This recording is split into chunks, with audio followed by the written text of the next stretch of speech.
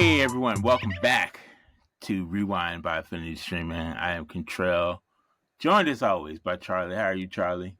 Good. How are you doing? Great, amazing. Happy Thanksgiving to everyone. Happy holidays. We're in that time of year. All right, today's movie is called Airplane. Yeah, we got that out of the way. Or whatever, like go away. We're that time of year, yeah. Today's movie is called Airplane from 1980. It is 87 minutes, rated PG. Even though I don't know how you could have a PG rated movie with nudity in it. I guess it was before PG-13. Right. So I know PG-13 came around in the 80s. We talked about that. Yeah, but just the fact that you could look it up, and then we can tell people. Yeah, I'm pretty sure it was 84 with like the Goonies, Indiana Jones era. Okay. When people start getting taking their kids to movies and getting scared, so they had to make a different thing. That's sad. But anyway, Airplane 1980, rated PG, 87 minutes, starring Robert Hayes. And if you haven't seen this movie, shame on you, and spoilers are ahead. Before we get started, guys, please follow us on our socials, Instagram, Facebook, YouTube. We are at Affinity Streaming Podcast. So Airplane came out in 1980. It was directed by Jerry Zucker and more people. Jim Abrams. Yeah, he's the main director, but it was directed by Jerry. Yeah, Jim Abrams and David Zucker all are listed as directors on this movie. I don't know how it was directed. Do you think was it like different scenes completely, or like? Yeah, I feel like maybe they all had different parts. Like he did the airplane parts, he did the airport parts. Maybe, I don't know. Maybe. Distributed by Paramount. Released July 2nd, 1980 for worldwide. It was released in Toronto and Buffalo first on June 27th. Well, sometimes you see multiple directors, but it'll be like the Coen brothers or something. Yeah, not three. Yeah, three is a little bit strange. Well, I'm assuming David and Jerry are brothers, since Zucker is obviously. Maybe grossed $171 million on a $3.5 million budget. So is this a first watch or rewatch for you, Charlie? This is a rewatch. Rewatch. Not that many. Have you seen it before? Yeah, a couple times. I feel like this is my first time seeing it not on TV, like the unedited, like streaming version. I was thinking, I don't think I ever saw it on TV, like ever, anywhere. Oh, really? Yeah, like where? I feel like it was always on like Comedy Central or like TBS or something. I didn't really watch those channels. Oh, okay. And I don't know, every time I went to watch them, they weren't very funny. Yeah, because I didn't remember like the nudity, like I didn't remember it at all, and it was just there, and so I'm assuming I had never seen the pair of full version before. The pair of boobs are like woo, and then like right off. Oh my god, there are so many funny, like we can't cover. So what I did, I decided to write down like my I did 1, 2, 3. I did 8 of my favorite things that happened in this movie because there are just so many. Yeah, I did 8. This movie is like, I don't know, it's got so many jokes like crammed in there. It's impressive. It's very impressive. And every joke is like, it's like crafted really well. Like it'll be like just escalating very, very slowly, and then it'll go somewhere completely different that you don't really expect. Yeah, they set you up like for. They have that joke early on with like the loading zone argument, like the two, like the loading zone, and exactly the whole joke is that they're just arguing, but then it just like goes on, and it's like, oh, and you should get the abortion, you know. It just escalated. It escalated. It's like, and they always just escalate in a way that you don't really expect. The red zone has always been for loading and unloading. There's never stopping in a white zone. Don't tell me which zone is for stopping and which zone is for loading. Listen, Betty, don't start up with your white zone shit again. You know. All right, so we'll say this movie did have 97% critics and 89% audience on Rotten Tomatoes. It is a lowly 6.4 on Film Affinity. Film Affinity is a tough nut to crack there. So let's talk about Robert Hayes, who plays the ex-pilot. He's traumatized war veteran who's now a taxi driver. And of course, he left that guy sitting in the taxi, and he turned the meter on. That was great. Or turn it off. He turned it on. Yeah, the meter was running. Yeah. That's what I thought. Yeah. And his drinking problem is him splashing Beverly in his face. That's when I started my drinking problem. And they sprinkle that times just to like remind you. Yeah, that he has a drinking problem. Yeah. So he's trying to like win back his girlfriend, Elaine, played by Julie Haggerty. I thought she was good. She played I thought she was funny. Everyone's great, from like the main stars to like all like the supporting cast. They're all great. They all do exactly what they need to do, you know? Yep. So he buys it. Everyone gets some kind of joke too. Yeah, everyone gets something. Yeah, and like at the airport. Oh, that's another one where they have like the escalating stuff at the airport. They have these people that keep asking like, "Oh, do you want to join this? Here's a flower for this thing." And I don't know, just escalating. People just go, "Oh, no, thanks." And then I think towards the end is the pilot. He's just at the end, he just starts beating them up. Yeah, he's like flipping them over his back and throwing them around. I guess that was a problem back in the days when they would just allow anyone to walk around the airport. Maybe that was just making fun of that. Yeah, because you don't really see that anymore. Yeah, you don't see that anymore. So one of my favorite scenes is when Peter Graves, the captain, the first captain of the ship, he answers the phone. Yeah, Captain Clarence. That's right. Oh, he answers the phone. Yeah, he's white phone. He's like, I am on the white phone. Yeah. And he's on with the Mayo Clinic. And then the guy Ham calls him, and he's like, "Give me the ham and hold the mayo." All right, give me ham on 5, hold the mayo. I just thought that was the dumbest thing ever, but that just cracked me up. I think all the dumb jokes work in this movie because everyone in them, they take it seriously. They say like straight face or not. They deliver their lines very well, very well. It's like perfect. And also, you forget he's at the magazine rack, and it's just like knocking off stuff or something like that. He's looking at a magazine called like Seaman Weekly or something. It's just so like, oh, okay, like very. Yeah. So everyone gets on the plane. So he buys a ticket on the plane to try and win back Elaine.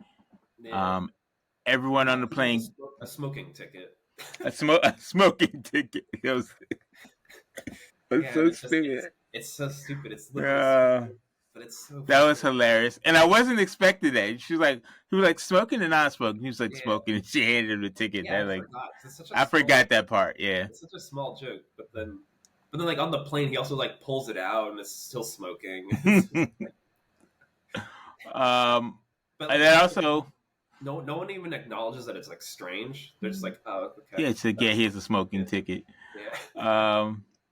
Also, at this point, we have a cameo by Jimmy Walker. I don't know if you are Good Times, if you ever watch Good Times, but the guy cleaning the windshield, he played JJ on Good Times, which is another show I grew up on. He might have been somebody because, like, I don't know. Otherwise, it's such a random bit.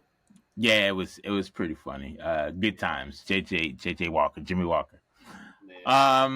Yeah. So everyone gets sick, and well, when they're taking off, the pilot is the basketball star. Which I didn't. I didn't actually realize that's what he actually was when I first watched it. Oh yeah, it's Kareem Abdul-Jabbar. Yeah. Yeah, I guess at the time he would have been very famous, but like. Yeah. When I watched it the first time, I was like, "Oh, okay, is he actually?" And then I didn't Then I looked at it like, oh no, he actually. Yeah, he's actually pretty famous. Yeah. And it's another one that's like where he's like trying to pretend like, no, I'm Roger. Yeah. By the end, they're like pulling him away. He's like wearing basketball shorts, and basketball shoes, and the basketball's like rolling away. And he had his goggles on. Like, yeah, that was hilarious.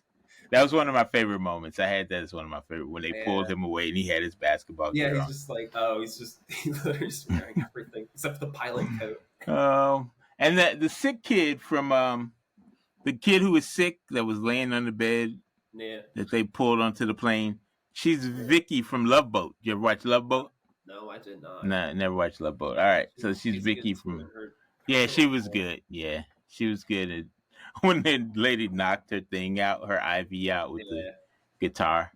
Yeah. When they're taking off, it's they keep saying Roger that, and Roger. The pilot is like, what? Yeah. And then I think there's Victor. There's Victor, yeah. Roger, Victor, Charlie, right? Yeah, Clarence, yeah. Yeah, we have Clarence. That was after that. What? That's good stuff. Yeah. So another the scene that probably got the biggest laugh from me and that I've seen on social media is when the little boy brings the coffee to the girl. Excuse me.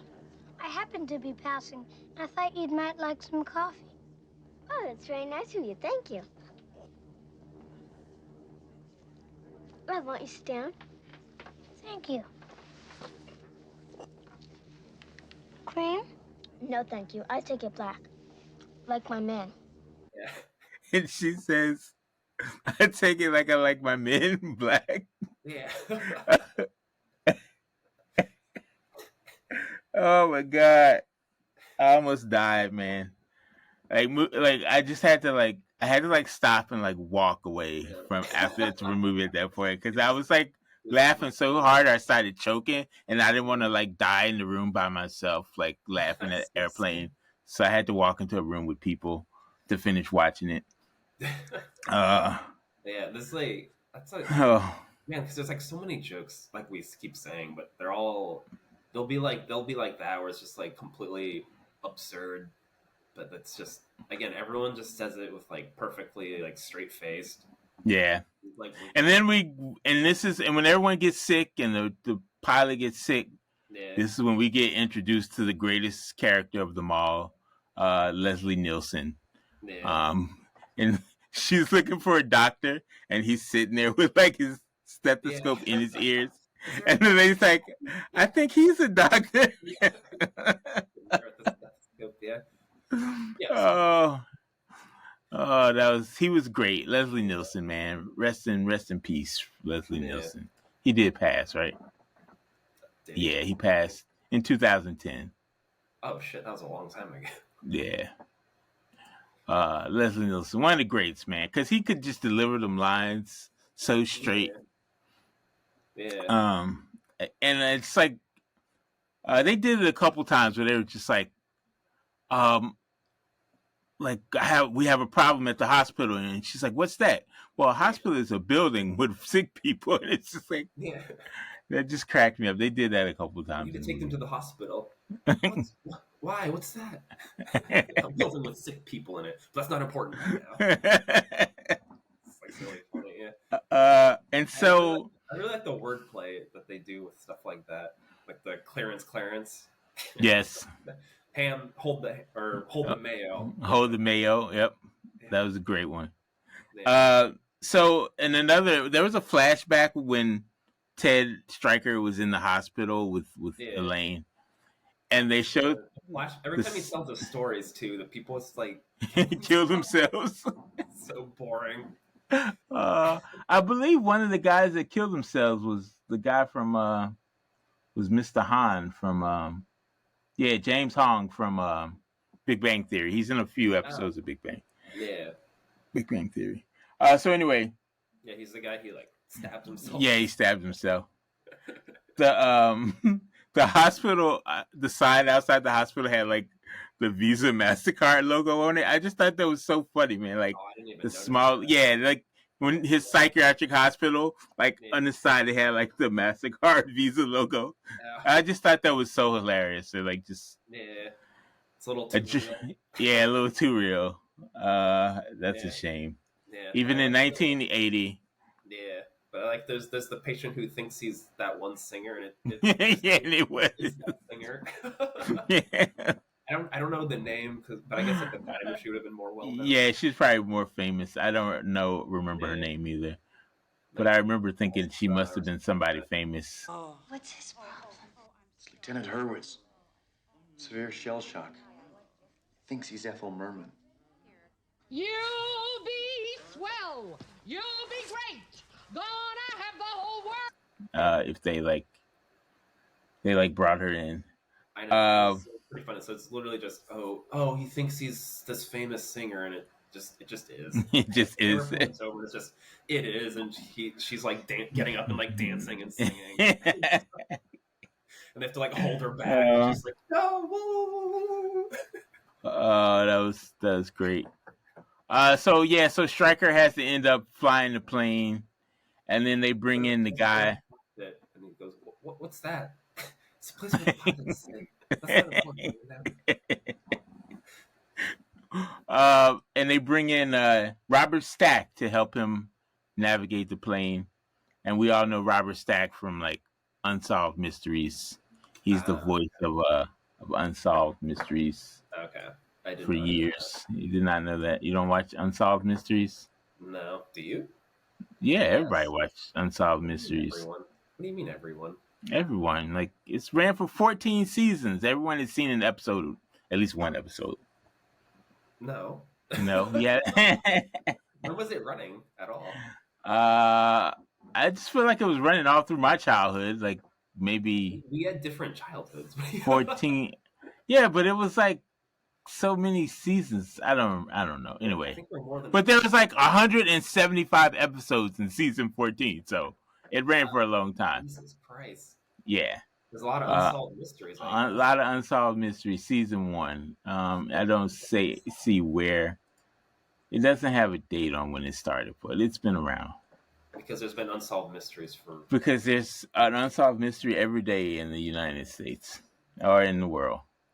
Robert Stack. He was also a voice in the Transformers movie in 1986. Yeah, really.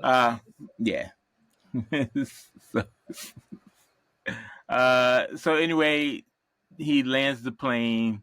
Everyone's safe, and then the autopilot takes off in the plane, which was dumb to me. But anyway. Yeah. Oh, yeah. One character I didn't really like was I guess he's supposed to be gay in like the control room. In the control tower, yeah. Yeah, he was just kind of annoying. I don't know. Yeah, he was funny though. I enjoyed him. I found him annoying. He didn't really fit the rest of the movie. Yeah, Steven Stucker was his name. He played Johnny Henshaw. But like we were saying, like everyone else is saying their lines like very straight faced, but he's like not. He was over the top with his lines. Yeah, for a movie that everyone else like.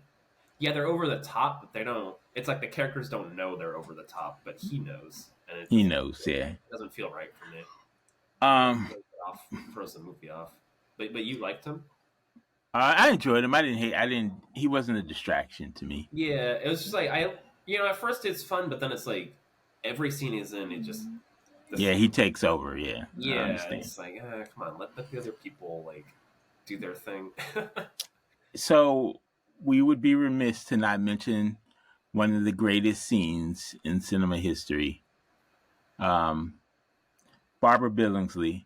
I don't know if you're familiar with her work. She was in a show called Leave It to Beaver. Leave It to Beaver was like one of those like black and white sitcoms that was on TBS like all day, every day when I was a kid. And we watched... Yeah, we just watched it. Like, you never watched it? No, I never watched it. But I was just saying it might have been on TV. Yeah, it would have been one of those shows I probably just flipped past though. Yeah, I love Leave It to Beaver. It was funny. Yeah. It's a good watch to see how people lived back in the day. Sitcom people lived. Sitcom people lived, yeah. But it's a good, like, they're still like elements in it that are like, but like I just remember like Beaver, like the first season, Beaver was in second grade, and they would like give him money and send him off and like go to the store and buy this, and I'm like, no one would send their second grader out now like to go to the store by themselves. It's just not like a 7-year-old. Like seven or eight. Yeah, like 8 years old. Yeah, I don't think you don't do that anymore. I guess it depends where you live, but I wouldn't do it. Beaver Town. Where do they live? Beaverton? I don't know the name of it. That's a good question. That's a good trivia question. Yeah, so what made it funny was she was this like clean cut American woman, Barbara Billingsley, and the fact that she could speak jive, just made it even more hilarious. And that was the jive here is more over the top than in Shaft. So yeah, it was way over the top jive. Like I was like, what is he saying? Stewardess, I speak jive. Oh, good. He said that he's in great pain and he wants to know if you can help him. All right. Would you tell him to just relax and I'll be back as soon as I can with some medicine? Just hang loose, blood. She's gonna catch up on the rebound on the med side. I can't even like mimic it. I can't even like figure out what he was saying. I know. It's like called her a cool cat. He's like, excuse me, I speak jive. It was just like, it's just so funny, man. That's just one of the greatest scenes in cinema history. I'm sorry, in comedy history. And I hope people aren't offended by that because I find it hilarious. I don't think so, but I don't know. You never know. You never know. Yeah. But I think it's just great because like she's like translating for them, and then they're like telling her off because like they know what she's saying. Like, Mama didn't raise no whatever. I don't know. And she tells them off. She's like, yeah, Cole. She's like, blood. Yeah, Mama didn't raise no fool. So she said. Oh, it was crazy. I just love that scene so much. I don't know what to say about it. Yeah, that's what I mean. Like when every little side character gets their thing, you know, and they do it so well. They do it so funny. They do it very well. And then they just leave the movie basically because I don't think she appears again. She appeared once more because she asked the stewardess when they were going to land, and she was watching a film about a plane crashing. Yeah. That was her. Yeah, that was her last appearance. Yeah. I liked also the nun reading like the boy's life or whatever, and the boy reading the nun's life. Yeah. And that was hilarious. Yeah. Oh, we have to talk about this. Is maybe my favorite scene where like the woman's like having like a nervous breakdown. She's like, no, get me off the plane. I have to get off. And she's like, get a hold of yourself. And the next person comes like, okay, stewardess, sit down. I'll take care of this. And he starts And you see the line of people with like a crowbar. The nun's there. Like, crowbar. The last person has like a gun. Just escalating absurdity. So many great moments. We couldn't cover them all. Let us know your favorites. Do you have anything else you want to mention on this movie, Charlie? No, it's just such a good movie. I wish they made more movies like this. They need to. We highly recommend Airplane from 1980. I believe there was a sequel. Was there? I think so. But like no one's ever talked about it. So. Yeah, no one's talked about the sequel. Yeah, I don't know. Maybe we'll. Yeah, Airplane 2, the sequel, was released in 1982. It was supposed to be sci-fi. Oh, really? Yeah. Oh well, we'll have to check that out. Yeah, maybe you'll hear us talk about it. Yeah, and apparently there's an oral history of the making of Airplane that was recently published this year, featuring Jimmy Kimmel, Weird Al, and Sarah Silverman, among others. So that's something we can check out, an oral history of the making of Airplane. Interesting. Cool. Really enjoyed it. Really recommend it. Anyone who hasn't seen it, you should definitely check it out. Yeah. Now, you second that, Charlie? Yeah, and like I said, like I hope they make more movies like this movie that are just funny, you know, that are, I don't know, like that, like just take like absurdity to like a new level. Yeah, I don't know how this would work in theaters now, like, because it was short, you know, it wasn't like a bunch of like special effects. Like, would people go to see it, or they'd be like, oh, I'd watch it on Netflix, you know? I don't know. Like, box office has to be like, I don't know if comedy does well in box office anymore. Not. It can, but yeah, it's not. It's like difficult. Yeah. For comedies. I wonder how they kept the like. See, and today you wouldn't be able to keep all the best jokes from being spoiled. Like after the first week, all the best scenes would be on YouTube or TikTok, and then you wouldn't go to the theater because all the best lines would be spoiled. But oh well, not my problem to figure out. But yeah, we highly recommend the movie. Yeah. So, all right, guys, thanks for joining us this week. Next time we will be doing Charlie. I don't think I've told you this yet. Next time we'll be doing 1997's Batman and Robin. That's our next movie. So until then, we will see you guys later. Have a good one. All right. See you guys.